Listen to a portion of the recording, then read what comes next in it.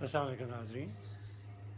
मेरा नाम डॉक्टर नदीम कुरैशी है और मैं अल-शिफा ट्रस्ट आई हॉस्पिटल में एज रेटिना स्पेशलिस्ट काम करता हूँ। आज एक छोटा सा मैसेज आपके लिए, आपकी आंखों की हिफाजत के लिए।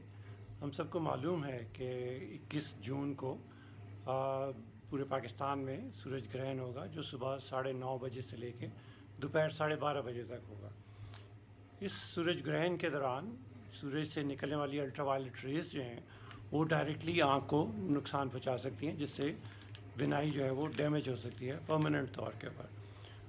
सूरज से निकलने वाली ये अल्ट्रावायलेट रेज़ जो हैं ये पर्दे के दरमियान वाले हिस्से यानी मैकुला के ऊपर छोटा सा एक बर्न कॉज कर देती हैं, उसको जला देती हैं और उसको जलाने की वजह से वहाँ पे जो दिखने की सेल्स हैं वो परमानेंटली डैमेज हो सकते हैं।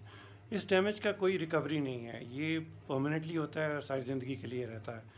जहाँ में इस सेंटर में आप देखेंगे आपको काला धब्बा सा नज़र आएगा इस सूरत हाल के बाद। इससे बचाव के लिए चंद एक चीज़ें हैं कि आप सूरज ग्रहण की तरफ बिल्कुल मत देखें, डायरेक्टली या इनडायरेक्टली। अगर आपने प्रोटेक्टिव ग्लासेस लगाई हुई हैं तब भी उसकी तरफ मत देखें।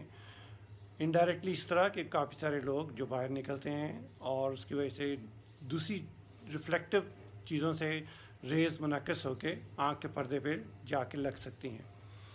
इस टाइम के दौरान आप अपने घर से बाहर मत निकलें, बच्चों को घर के अंदर रखें ताकि वो गैर इरादी तौर पे सूरज की तरफ ना देखें।